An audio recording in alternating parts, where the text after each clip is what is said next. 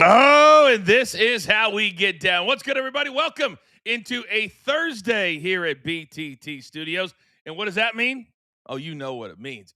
2 full hours of domination right here on the Stadium Network and everywhere that Stadium lives. Prime Video, DirecTV, YouTube TV. The list goes on and on. I'm your boy, the coach. I'll be navigating this ship for the next 2 hours. Now, here on Coach and Company, we'll get to the schedule in a second. We've got a lot to get to, but we always look back before we look forward. And last night was a perfect example of what we're talking about. 2 and 2 days, so not that big of a deal. That Utah Jazz under, they got to 254 in Chicago yesterday. 254. You can't predict anything. Although today, I'm going right back into the line of fire. Now, our schedule looks a little something like this, a little different on Thursdays. No podcast this morning after Coach and Company. Instead, we have 11 a.m. Eastern time. It's the fastest growing remote YouTube show and on Stadium in America. Coach and Bro, I just looked at the numbers, and it's absolutely amazing how fast we are growing. We talk about the business of pro wrestling, the biggest stories in pro wrestling. We don't break down Raw and SmackDown or Dynamite or any of that stuff. Then, at 2 o'clock, Sirius XM. They're kind of a big deal. I've got my own radio show there, 2 to 4 Eastern time, channel 156, Pro Wrestling Nation 24/7. And if you want to get any of our content, subscribe to both of our YouTube pages. Hit that notification button, and you will get everything we push out every single day. Also, we have a premium level, and we would like all of you to become premium members. We do premium pop-ups. We're going to be starting watch-alongs on the other side of the fence here in February. So we're using kind of January to get our ducks in a row. But I'm telling you, we have some big, big plans. And in the next week or two, a couple of big announcements as well. So thank you to everybody out there that watches us on Stadium. You have allowed us to get to this point and do the things that we're going to be doing in the next couple of weeks. All right. News of the day.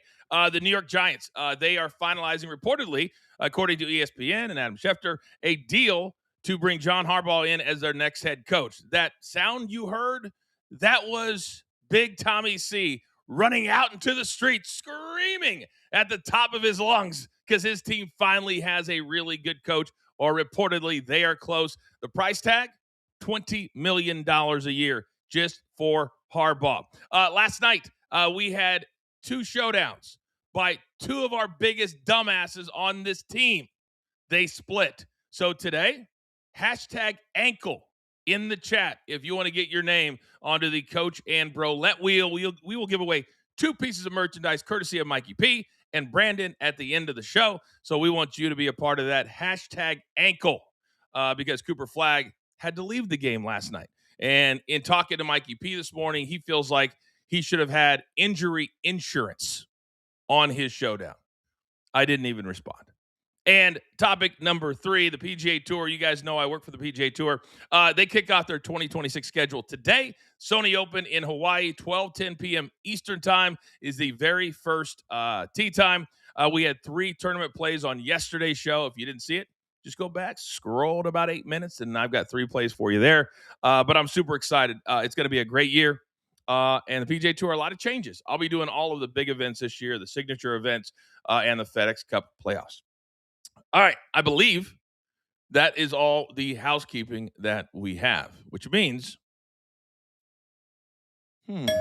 oh, there they are. Guys, I got to tell you right now, before they come in, these are 2 of my absolute very best. These 2 are absolute rock stars. So if you're new to our little show, our little brand, our little studio, these next 2, super smart. Or so they think. Let's beat the books.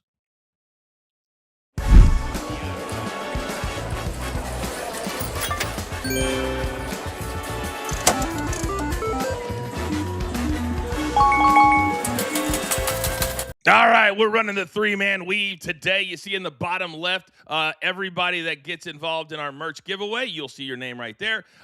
Let's start live from Memphis, Tennessee. He's our NBA guy. DG, why is today kind of a big day in the association? Morning, Coach. Morning, Peyton. Yes, today is January the 15th. And yeah, that might not mean a lot for some people, but if you signed a contract with a team that you were already at, you are now, as of today, eligible to be traded. The only reason I bring that up is because there's one big name on that list, and it's Jonathan Kuminga for the Golden State Warriors. He can now be traded, and you'll see him traded before the February 5th trade deadline.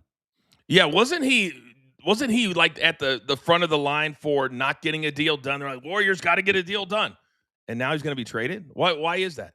Well, he just hasn't produced. I don't think he meshes well with the team, mainly the head coach, Steve Kerr. And so, because of that, they're going to get off of him because they're never going to pay him. Not meshing well with Steve Kerr. Shocking. Shocking, I say. All right, next, he is the youngest member of our team, but he is so talented. He is live from the Dallas-Fort Worth area. We're not quite sure which semester he's in right now, but he is live from TCU. Young Peyton, good morning.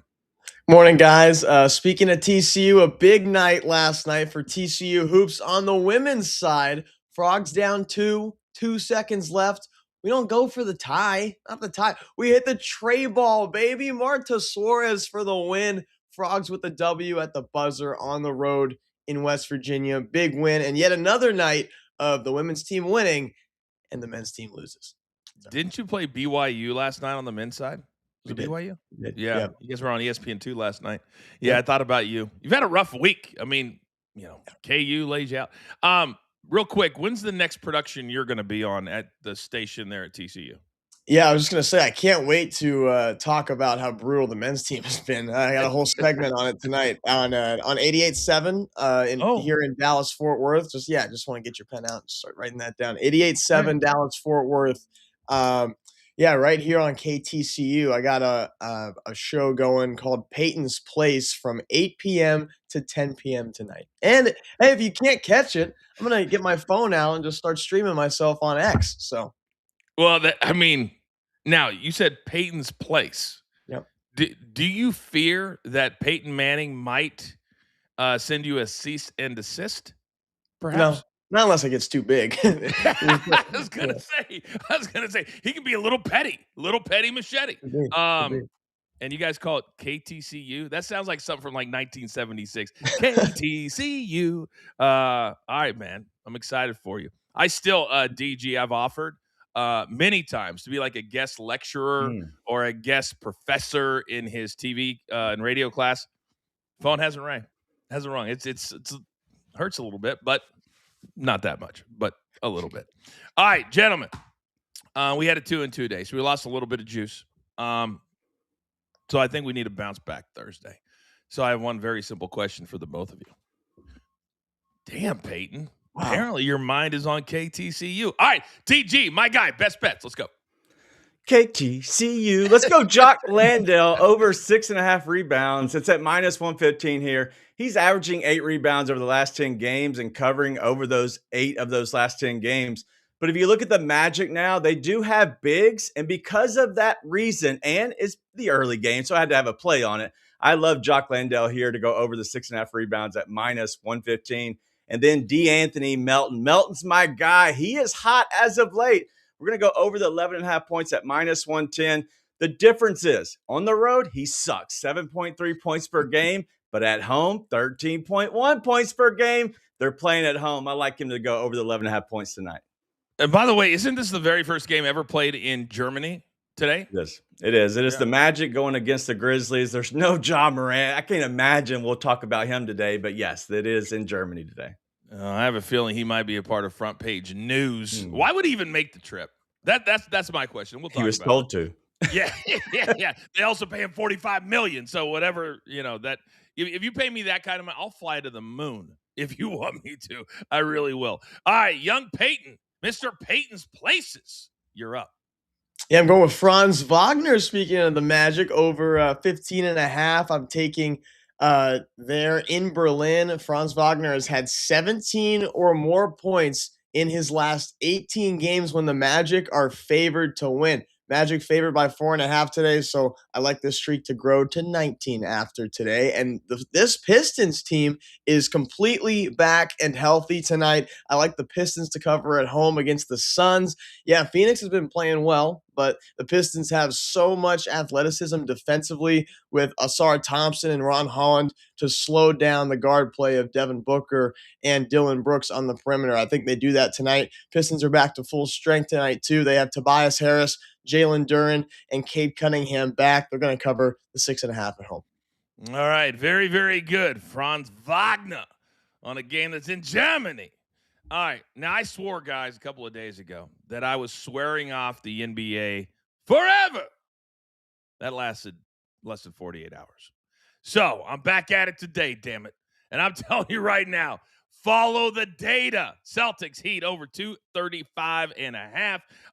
So 248 was the number between the Suns and the Heat 2 nights ago when I had the Suns and they're up by 6 with a couple minutes to go. And then the Heat hit like 8 threes in 80 seconds or something like that. When they play at home, they really like to shoot in that arena. So I think tonight, and the way the Celtics lost, illegal screen. 2 nights ago, they're going to want to come out and be on fire. I almost played the first half. I don't hate it, but I'm going to play the full game at over 235.5. Then the Hawks and the Blazers. I watched every single second of the Hawks game against the Lakers, where they allowed Luka, LeBron, the whole squad to score over 140. Defense is not even a thought with this team, which I thought might change once Trae Young went to Washington. By the way, he's out injured already in Washington. But the Hawks go to the Blazers. Portland, they also don't really care that much about defense, and they can score on their night. So this is a late night one. I'm just giving you a little taste around 10 p.m. Eastern time tonight over 231. DG, are you shocked that it already came out that Trae Young, after being traded, is just going to continue to be sitting on the bench? No, not at all. And they even said that he might not play for them at all this season. And so I know that would be a big swing and a miss in a sense, but realistically, that means this is a loaded draft class that actually helps them to, I guess, completely go into the full tank mode there in Washington. Yeah, last night they were playing out here in LA, and they've got a really nice little squad. They got players that play hard, Peyton. They don't worry about the fact that they're, 8-49. But this is a team, I think, with some leadership, and like DG said, maybe 1 or 2 good draft picks. I think they could be a player next season. They could, but I mean, it seems like one of those teams where when the other opposing team goes on a little bit of a run, they call a timeout. They bring them in. Guys, don't worry about the score. Don't worry about our record. We got this. Come on. It's just, I don't know. They need some kind of motivation and a better start to the season to just give their players a thought that they could actually play for something, but they dig themselves into way too deep of holes. They really do. Last night was a lot of fun. I think they were over 180. 190 after 3 quarters. If you were on the over last night, what was the final there, by the way? I think they did not score at all in the fourth quarter. And I think the under. Yeah, the under came in. You're right. They scored 16 points in the fourth quarter. Wow. I turned it off because I didn't have a play on it. I went to bed. I don't just wake up looking this pretty every day. I get some sleep. Yes, DG. Coach, I love Peyton's play on Franz Wagner. He is German. Both of his brothers, his first game since tearing his ACL last season. Both Wagner boys are actually playing. And so I know Wagner's been out. Franz has been out for 15 straight games. So this is their first game back in their home country. I think it's a big game for both of them. I think so, too. Thank you for taking my tease time right there, DG. I appreciate that. Hopefully it was worth it. All right, we're just getting started here on the show. 2 straight hours here on the Stadium Network. Coming up next, there's some front page news. All kinds of quarterbacks that are either going back to their own team, going to another team, going to the league. We don't know what's going on. We'll discuss it. And Ja Morant fighting with another teammate. Oh, yes. Then we look forward to Wild Card Weekend. This is Coach and Company. We're live as always right here on Stadium.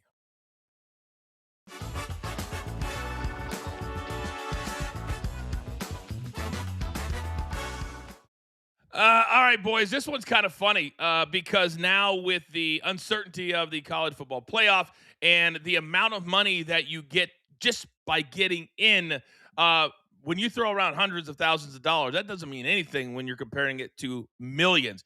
This just came out that Virginia Tech, they just hired James Franklin as their next head coach. They're going to play JMU, pay JMU, DG, $800,000 next season, not to play the game on their schedule. Your thoughts?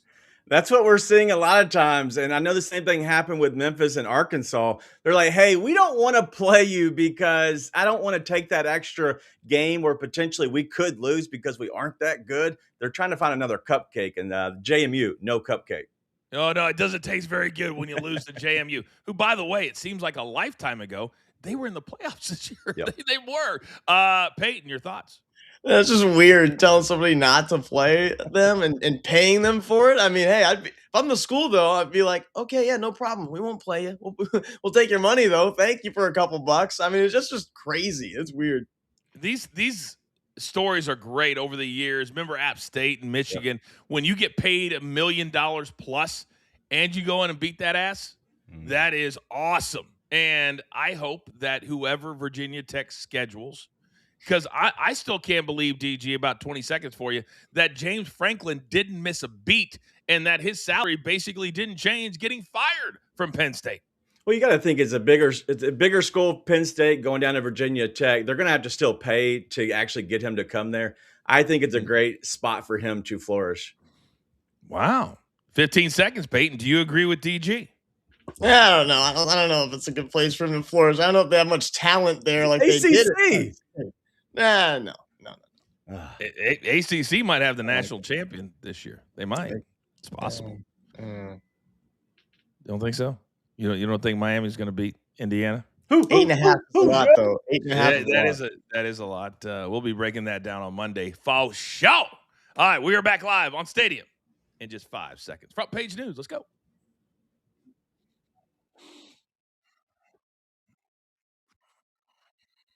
All right, welcome back.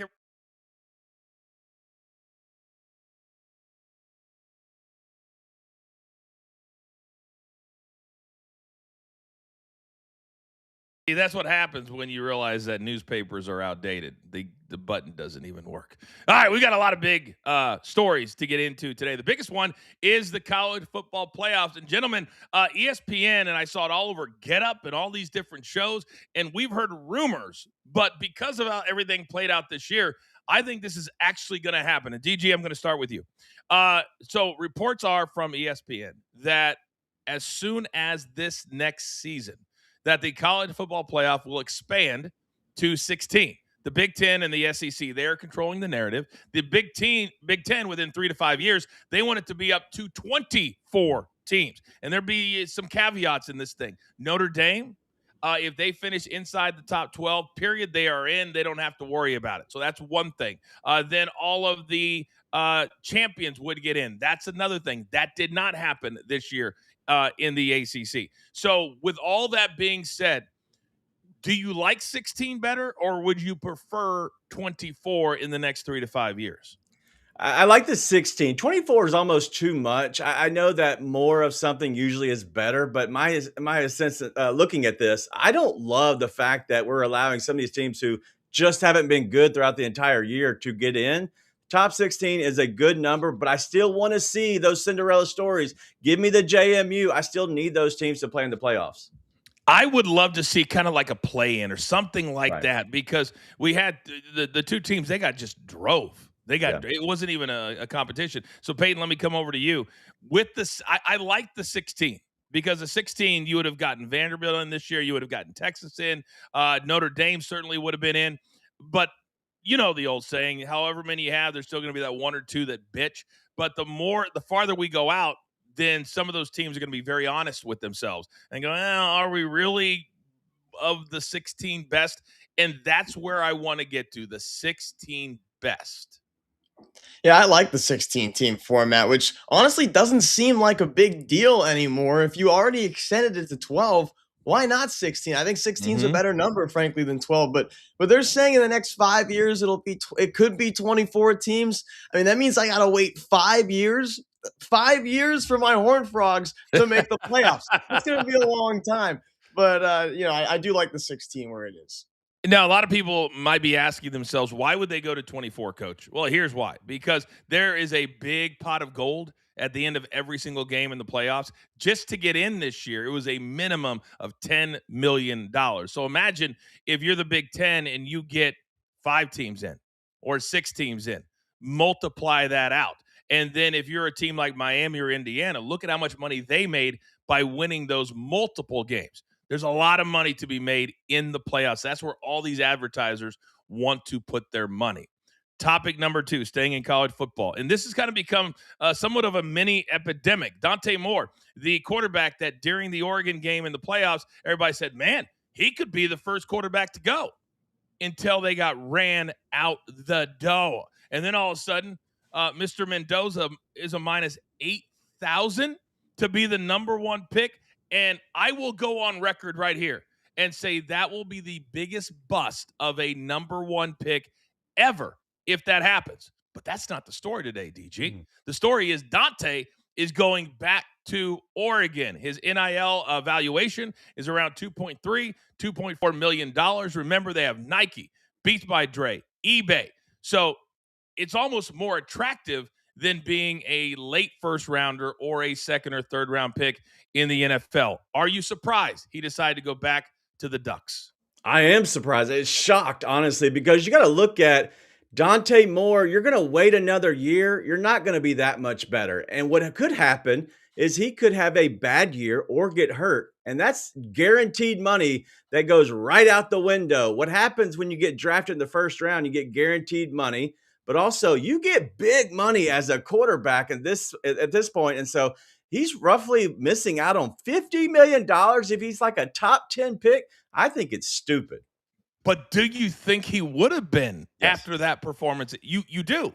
Yeah. There's nobody else that I see that would come out that really would jump ahead of him, especially like I would assume he would be okay in the practice time when in a close environment. And you can just say, hey, listen, it was a bad game. It's Indiana. They were really good.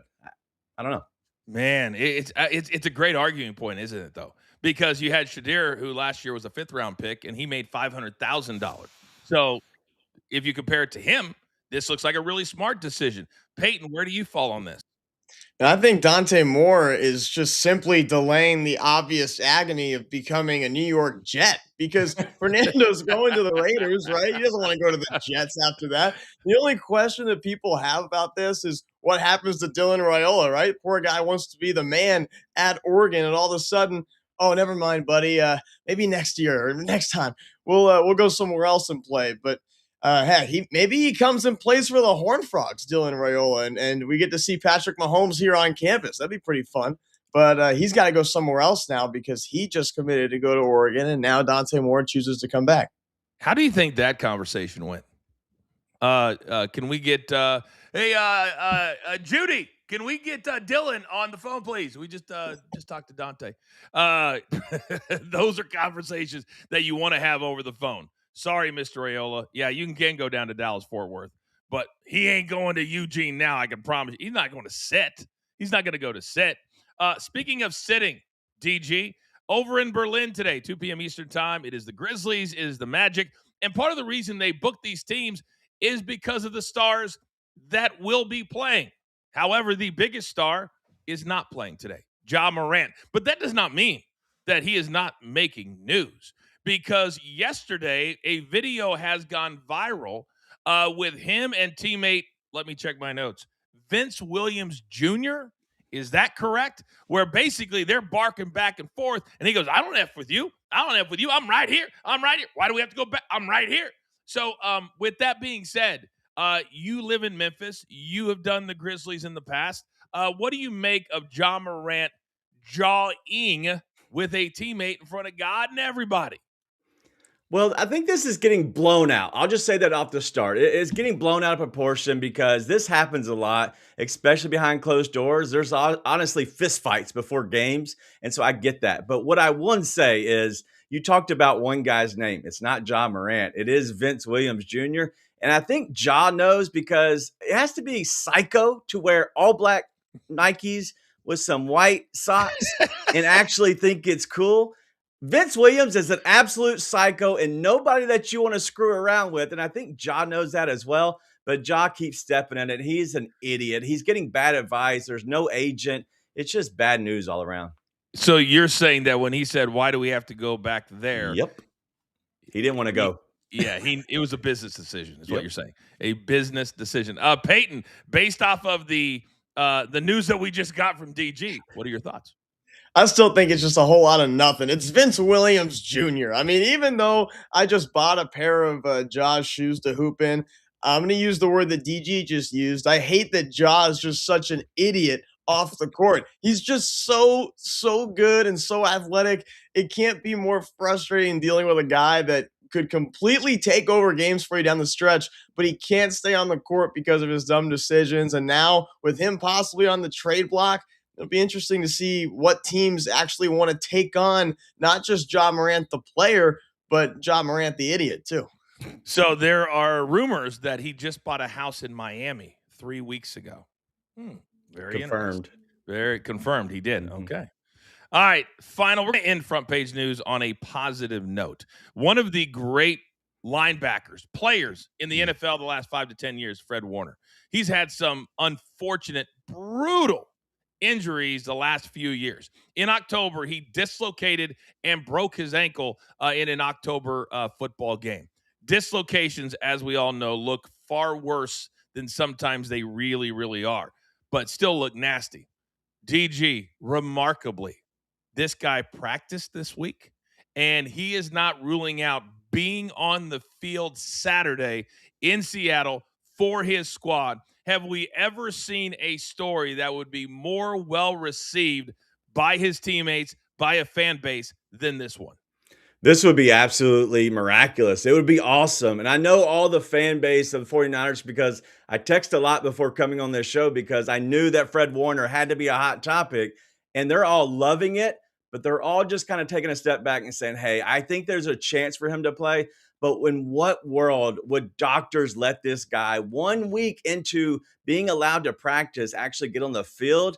It would be a long shot, but if anybody can do it, Fred Warner is a maniac. The dude is crazy and will fight every chance he gets to get some playing time. I think there is still a chance that he can play. When you see football player, Peyton, in the dictionary, his face is right next to it. He looks like $1 million. He's built like $1 million, and he plays like $1 million. My question, though, is do you think he will play this week? I don't know, but it would just be an incredible story. And this would be huge for the Niners, too, from a football standpoint, obviously. The only time I see Fred Warner is on TV lately on Experian commercials. We want this guy to be back in the pads and playing. And if the Niners can get him back and a guy who's been there before many times in the playoffs, I think their defense will be in a much stronger position to keep Sam Darnold in check and to hold Seattle enough to try and sneak a win on the road. It'd be pretty fun to watch. Yeah, let's remember they held them to 13 2 weeks ago, but they only scored 3. And real quick, speaking of injuries, the 49ers, DG, now have had a whole week of practice without George Kittle, their heartbeat. How much do you think that injury is going to affect them this week? I think it'll affect them big time, but you have to look now. How do they game plan? I think they bring on Jake Tonjes and the other backup tight end and run more that way so they can open up the run, but also play action, dump offs. I think it's going to be a really good, in my opinion, a good game plan by the 49ers this week. Peyton, I got 15 seconds for you. Well, yeah, they've had a ton of games without George Kittle this year. So you talk about practice this week, but they've been practicing all year without George Kittle, basically, and they know what to do and which guys to go to down the stretch if they don't have him. Who would have thought that when we got to this point of the season, George Kittle, Travis Kelce, Mahomes, Burrow, Lamar Jackson, all of these stars would be sitting at home? It's been a crazy year, but I'm looking forward to this weekend. Speaking of this weekend, coming up on the other side, we're going to look at the games from a different perspective. Highest, lowest scoring teams, highest, lowest scoring games, most passing yards. We'll do it all on the other side. This is Coach and Company live, as always, right here on Stadium.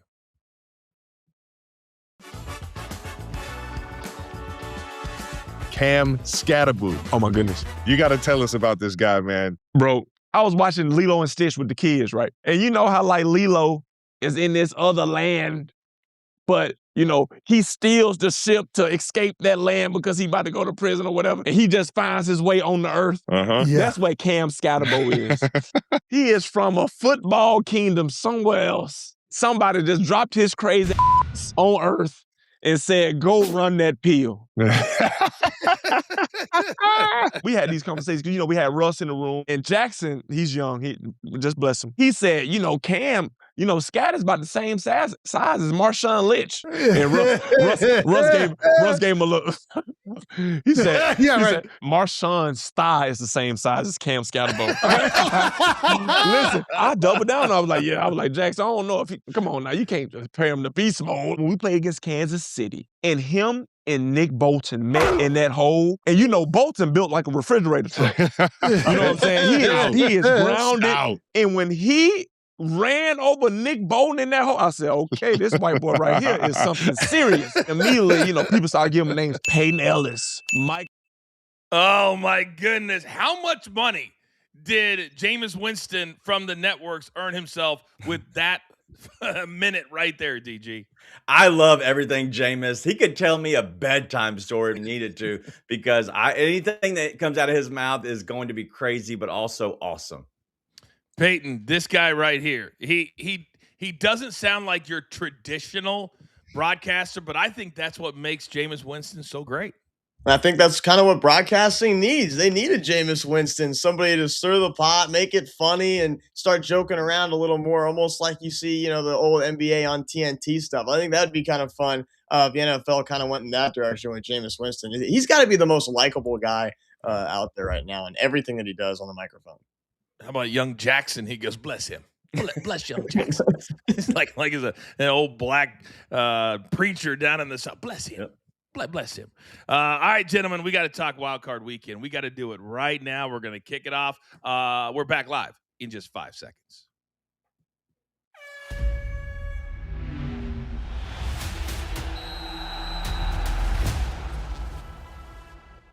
Okay, welcome back, everybody. I am the coach. This is Coach and Company live here on the Stadium Network, Prime Video, Direct TV, YouTube TV. Coming up at the top of the hour, do not turn your channel anywhere. We have the Coach and Bro Show for hour number 2 on Stadium. If you like to watch on YouTube, you like to be interactive like a lot of our people in the chat, I encourage you to do that. You would have to go over to our BTT YouTube channel for hour number 2, but we make it very, very easy on you. Now, we are about 48 hours away from Wild Card Weekend, Divisional Weekend, and the matchups. I don't know if you could ask for anything better than what we have this weekend. So, gentlemen, I'm going to bring you guys back up. I want to look at these games 5 different ways, because in 2026, you can bet on anything anyway, and sometimes it's about finding the best value, the best bet. And sometimes it's not the spread. Sometimes it's something else. So here's what I want to do. Our guy Raphael worked really, really hard yesterday. And I want to start with the highest scoring game in your opinion. The lowest betting odds, or what the books think will be, is the Rams and the Bears. And there you see an incredible producer man and Mikey P doing work behind the scenes. So, DG, I'll start with you. Of these 4 games, what do you think will be the highest scoring game and why? I'm going to go with the Bills and the Broncos, and that might be a shocker, but it is plus 250 here. I could see a world where we have Bo Nix actually have a really good game going up against Buffalo, and then Josh Allen answering, and it's great weather here as well. So I do love that game for plus 250. I'm going to go with the Rams and the Bears. I mean, I know they're the favorite here, but I think you're going to have to do it. It's worth it. It's plus 125. 2 teams that rely heavily on their offenses. We're going to see a shootout in this game with Matthew Stafford and Caleb Williams, showing why they were both number 1 overall picks. I really like this game to go over and to be really a shootout. You know, on paper, the data says, young Peyton, that you are correct. However, my friends in Chicago, and I too, DG, texted my friends where they are playing this game. You're not the only one that has friends. If Big Cheesy's really a friend. But it's going to be cold cold in Chicago. So I do not think, I think the Rams are a warm weather team, a dome team. I'm going to go with probably the one that you guys think will be the lowest, and that is the 49ers and the Seahawks. And you say, hey, coach, 2 weeks ago it was 16 total points. I get that. But this is the playoffs. And I'm telling you right now, I don't think the 49ers will stop the Seahawks like they did a couple of weeks ago. And I don't think the Seahawks will stop the 49ers like they did a couple of weeks ago. I think this game is going to get to at least 21 points for each team. I think it gets to 45 at least. And I think 45 or 46 will be enough. So let's flip it over to question number 2. The lowest scoring game of the weekend. DG, are you going to go with my pick for highest? No, I am going to go with the opposite of Peyton here. The temperature is going to be below his age at this point.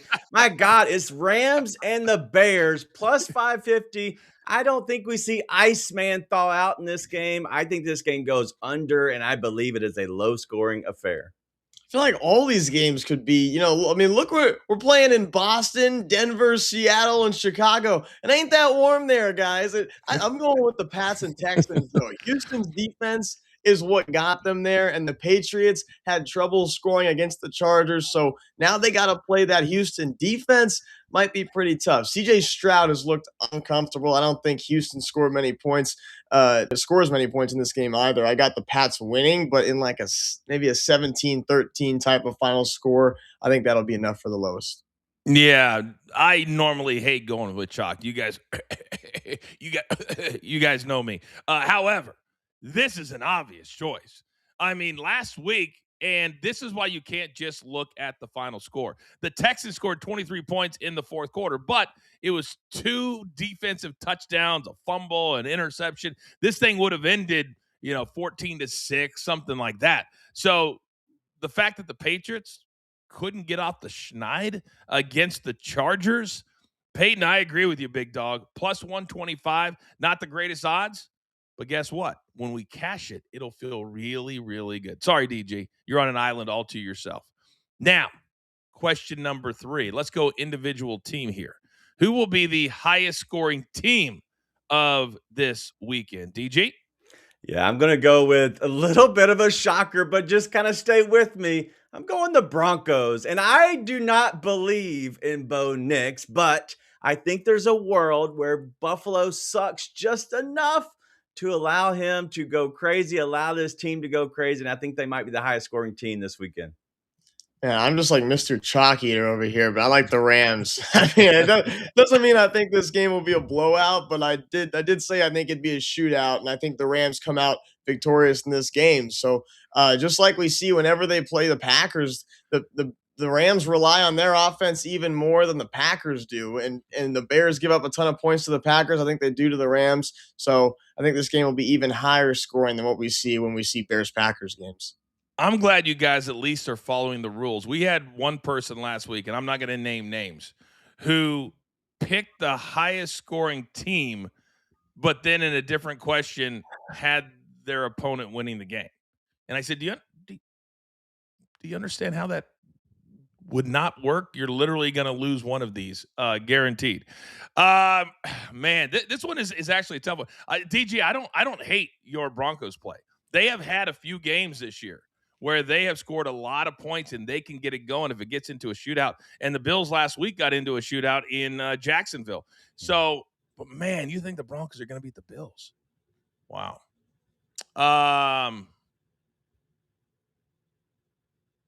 Man, you have me thinking. I love this question. So here. Damn it. All right. All right, I'm gonna go with the Broncos too. I hate it. Every part of my Chiefs fandom, I hate it too. But I think they're gonna get into this kind of weird shootout, and yeah, I've got nothing. I'm gonna should have taken the other side. I think the Bills would be a good look there too, as well. I know, but I watched them play last week. Yeah. They should not be playing this week.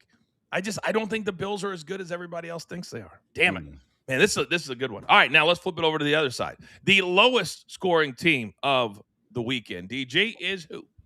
Oh boy, this should get some friends with this answer. I'm going to go with the Bears. The Bears at plus 700. Iceman continues to just show out. But guess what? His time is coming where he's going to completely turn into Cinderella and just completely flop. I think the lowest scoring team is the Bears in the cold this week.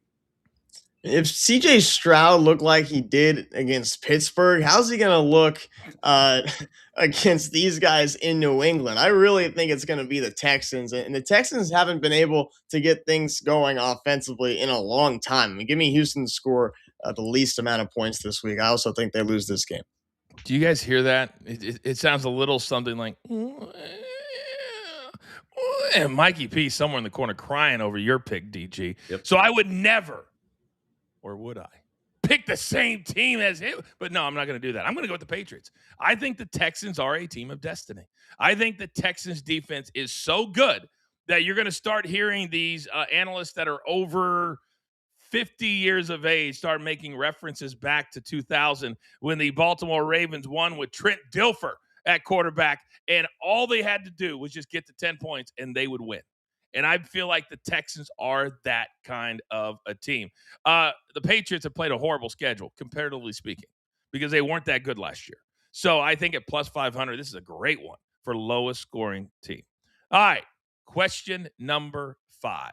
And maybe this isn't the best topic because this is all cold weather games, all of them. But who's going to have the most passing yards? Matthew Stafford is your betting favorite in this one, DG.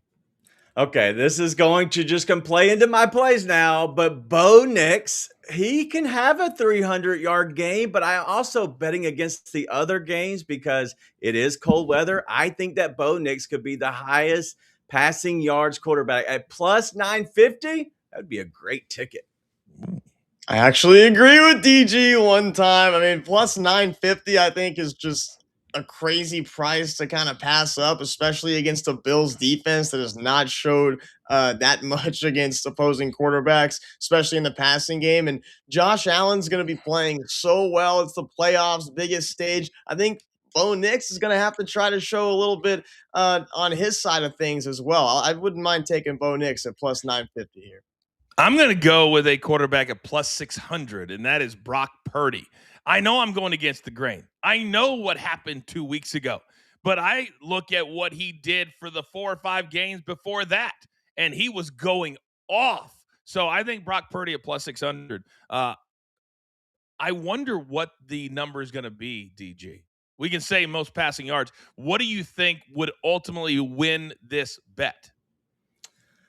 I think you have to have 300. I think somebody is going to get 270, 280. I think that's a good baseline. I think 300. If you can get to 300, I think it's a good number. And my second choice was going to be Brock Purdy. And so I love that pick as well, Coach.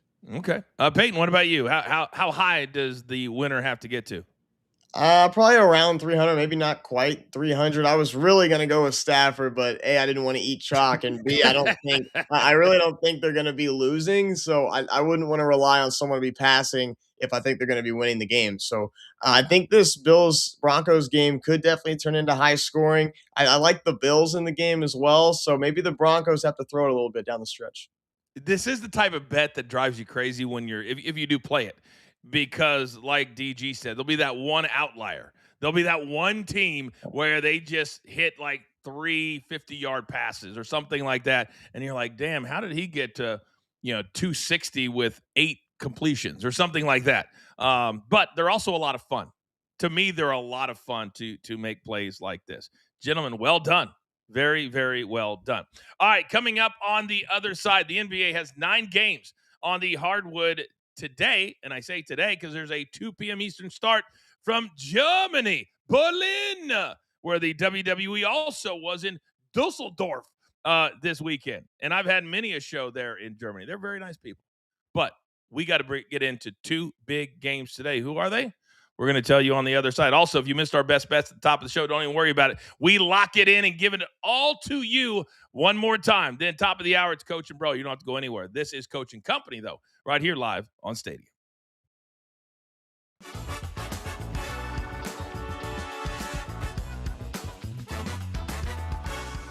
All right, gentlemen, we continue on here on our YouTube page. And as the NBA kind of moves into what I call their feature time of the year, and we're seeing teams that kind of go back and forth, back and forth. Out here in LA, the Clippers, James Harden said, we can come all the way back after a horrendous start to the season.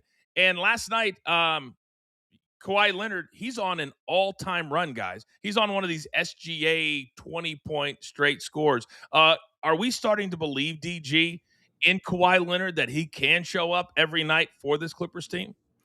I think you have to believe it as long as we continue to see him playing, but he's going to get hurt at some point. But I think the biggest question here is, was Chris Paul that big of an a-hole where they just completely made this team not like each other? Because since he's been shipped out, they've turned everything up completely around. They really have. Kawhi, 33 more last night. I think it's 22 straight games, Peyton, with at least 20 points. And it does feel like that since, Chris Paul exited, that everybody's getting along and they're scoring a lot more points too. Yeah, it's funny that we mentioned that because he wasn't even playing much too, right? It was just a locker room deal. Everyone just seemed pissed off about it. But 11 of their last 13 are wins. They've won 8 of their last 10, their last 4 in a row. They're actually the hottest team in the NBA. It's just a fact. The last 11 games, no one has a better record than the LA Clippers. I mean, who would have thought that? But I think the biggest thing was the defense. I mean, can they really stay in front of their guys and stay in games just enough to let the Kawhis and James Harden win you games down the stretch? And that's exactly what they've been doing. They've just been staying in the games and letting their finishers, Kawhi and James Harden, who are arguably the 2 best finishers in the league, go at it and get you some buckets down the stretch to win games. 55 points they had last night. That's like over 40% of their scoring. These two are on the same page. It's going to be a lot of fun. And their start was so bad that even with all those numbers you just threw out, Peyton, they're still 11th in the West. They got some work to do. All right, it's time to showcase NBA. We're back live in just 5 seconds.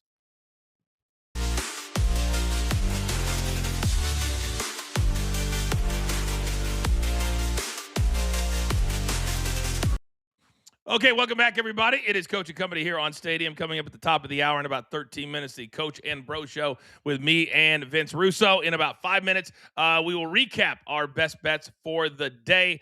Also, PGA Tour, first tee time today, 12:10 p.m. Eastern time from Hawaii. All right, gentlemen, game number 1 we're focused on today, 7 o'clock Eastern time. And the Phoenix Suns are 8 games above 500. The Detroit Pistons, DG, one of your best bets, they're 18 games above 500. This is really a good benchmark with one of the best teams in the West and the best team right now in the East. Yeah, if you have to go ahead and look at these plus 6.5 there for the Suns, I know that, the best bet there for Peyton, man, might be on the other side, but I love getting points, especially for the Phoenix Suns who have been playing really well. I do like them in this game. My apologies. That was Peyton that had the best bets. Wait not to bury me, DG. Thank you. I appreciate that. Thank you. Peyton, DG just kind of buried you, however. A little bit of a stray there. A little bit of a stray. Your thoughts? He did a little bit. I wouldn't mind a little showdown for this game. I don't know who said that, but yeah, I really like the Pistons to cover the 6.5 tonight. They're fully healthy. Yeah, Coach. It's real. 6.5. They're fully healthy tonight. I think they blow out the Suns at home and get a little bit of that Detroit basketball back that we were missing from last year. You know what? I'm not going to allow that today because I want all of the focus to be on our 2 clowns from yesterday. And we'll let them buy the 2 pieces of merch today. You guys cool with that? We go with that? Yeah. All right. We're going to do, by the way, #ankle. If you want your last chance to get on the Coach and Brolette wheel, we're going to do that in about 5 minutes. So you better get on it. All right. Game number 2. This is going to be a good one.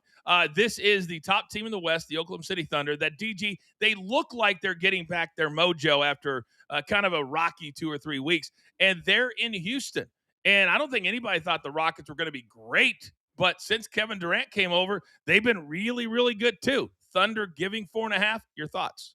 Yeah, 4.5 is one of their lowest numbers probably the entire season.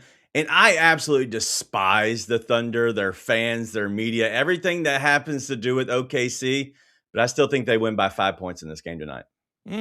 So do they cover in your mind, Peyton? Yes, I do. I actually agree with DG. The Thunder finally beat the Spurs, and they blew them out. They look like the Thunder team we're used to seeing last season and this year. And tonight, Tari Eason and Dorian Finney-Smith are out for Houston, two guys that are a big part of what Houston does defensively on the perimeter. I think that they have. I think the Thunder have trouble. Or I think the Thunder dominate the perimeter. I think the Houston Rockets have trouble defending the perimeter against the Thunder tonight. Give me the Thunder to cover the 4.5. To back up your point, since they got blown out by the Hornets, they won 4 in a row. They've scored at least 117 in all 4 of those games, and they went over 124 twice. So I think the Thunder are starting to get back just a little bit. Gentlemen, well done. Great analysis. All right, we have 2 things left to do. We got to recap our picks, and we got to do 2 winners on the Coach and Brolette wheel. So first and foremost, it's time. Let's lock it in.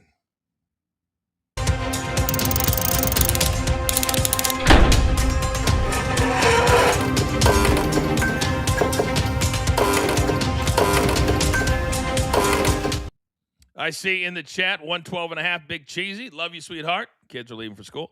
So I don't mind that too. After kind of in synergy with Big Cheesy after my 4 little nuggets there. Very weird. Very weird. DG, 10 seconds or less. Give it to me. Could have sworn you were calling Big Cheesy sweetheart and told him you loved him. But I'm going to go with a play I love, and that's Jock Landale, over 6.5 rebounds, minus 115. He is one of the best rebounders for the Grizzlies, and so they're going to have him on the court with the size of the Magic. I like him to get 7 tonight.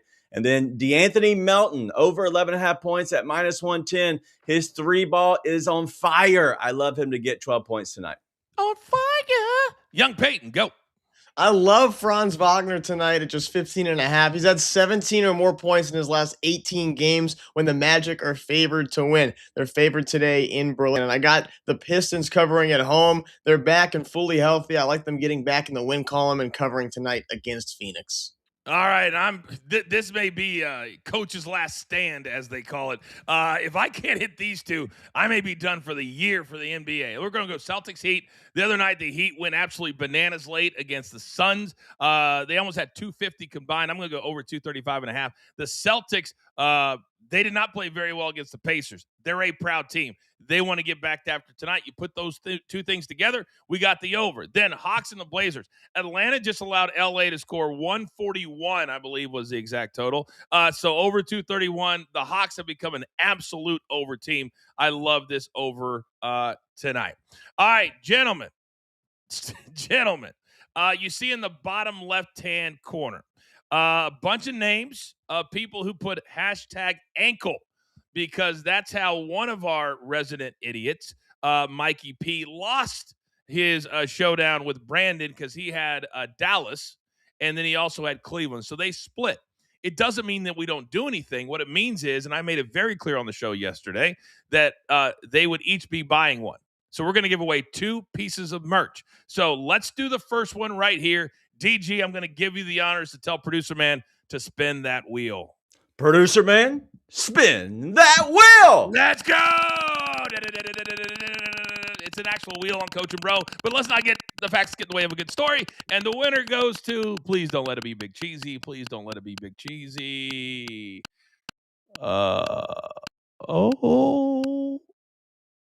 Nonsense. Hey, that's good karma, because he did give a super sticker the other day. We'll put the email up in a second. Nonsense. Hold tight. All right, Peyton, now it's your turn. One more winner. This one courtesy of Brandon. The floor is yours.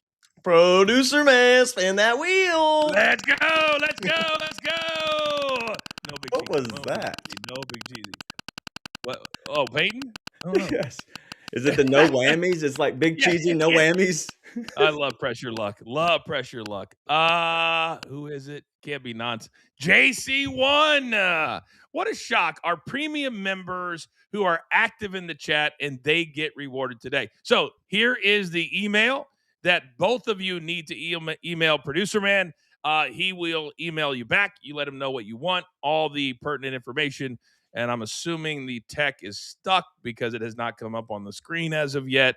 But these are 2 of our regulars, so we'll get it to you in the chat tomorrow if it doesn't come up on the screen right here, right now. Real quick, we only got a couple minutes left in this show. We'll be back live on the top. All right, he put it into the chat. So it's in the chat. The email, let us know, and we'll get those sent right out to you. DG, coming up in 3 hours. Your Grizzlies are playing in Germany. Do you think the NBA's thoughts of making it a global game like the NFL is working? I know it is working because there is so many fans that are overseas. I don't know if having a new league overseas is the smartest thing, and that's what they're in the fights and the talks with right now. But I do love that they're being a global game and going overseas. It does feel weird because all of the top players, Peyton, the Lukas, the Jokic's, when they get good enough, they come to the NBA. If you start wanting to put a league over there, if the money's right, they may just stay home. That is so weird. Yeah, that's exactly what I was going to say. I was literally like, I mean, and all the best players in the league right now are all from there, right? I mean, they're just often Anthony Edwards, an exception to that, but they're all from there. And yeah, if the money's right, why not just stay at home, right? And Jokic can tend to his horses on back-to-back game days too, not just in the offseason. So, yeah. He does love his horses. He does. He does. Do we even think that Anthony Edwards knows where Europe is? If No. he didn't actually have to go there to play sometimes? Nope. I don't think so. I don't think he did either. And it's not because he doesn't have a college education. That's not it. I just think he doesn't give a damn. Like really, he's more worried about other stuff, like reporters asking him questions. Gentlemen, well done today. Well done today. If you know, you know. Producer man, give me that one shot. It's now time for all of you to go out into the world, but not yet. We have another full hour right here on the Stadium Network. So for those of you that are putting in your plays, there's only one thing left to do. And I believe you all know what that is. You've got your marching orders. Let's take all of these tickets straight to the pay window. For my entire team, love them all. My man DG, Young Peyton, producer man, and Mikey P behind the scenes. I'm simply the coach trying to keep this train on said track. We grind for you so we can win with you. It's what we're all about every single day. This is Coach and Company live on Stadium. Have a great day.